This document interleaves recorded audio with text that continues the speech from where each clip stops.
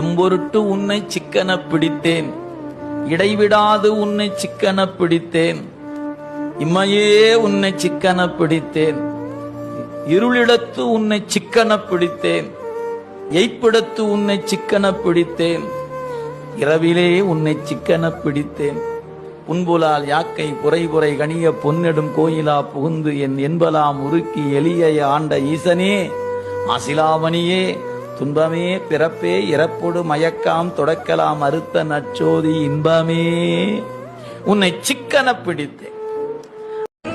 அதனால்தான் எங்கேனும் இருந்து உன் அடியேன் உனை நினைந்தால் அங்கே வந்து என்னோடு உடனாகி நின்றருளி இங்கே என் வினை அறுத்திட்ட எமையால் கங்கா நாயகனே கழிப்பாலை மேயானே. அவங்க நினைச்ச இடத்துக்கு அவரு வந்துட்டார்.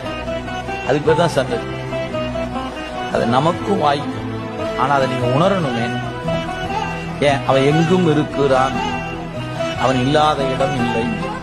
எனவே நான் இப்ப நினைக்கிறேன், பெருமானே அப்படின்னு நினைச்சா நாம் இருக்கும் இடம் சரி. அது உணர்வுல வரணும், வெறும் சொல்லாலேயோ உபச்சாரத்தோடோ இல்லைங்க. நீங்க ஆட்பட ஆட்பட உங்களோட அறிவு கெட்ட எல்லாம் அவன் செயல் என்கிற எண்ணம் நொடிக்கு நொடி இருந்துகிட்டே இருக்கு. ஒவ்வொரு நொடியும் அந்த நினைப்பு நம்ம கண் இமைக்குதுன்னா அவன் அருளாலதான் இமைக்குது. நம்ம கையை தூக்குறேன், இப்ப நான் கையை அசைக்கிறேன்னா அவனுடைய அனுமதியால தான் கையை அசைச்சிட்டு கொள்ள முடியும். அந்த அனுமதி எனக்கு தடை செய்யுமானால் அசைக்க முடியாம இந்த கை அப்படி நின்னுக்கும், அவ்வளவுதான் நிற்கும். எனவே இதையெல்லாம் நினைத்து பார்த்தோம்னா நொடிக்கு நொடி நொடிக்கு நொடி நாம் உங்களுக்கு நன்றி சொல்வதற்கே காலம் பத்தாது.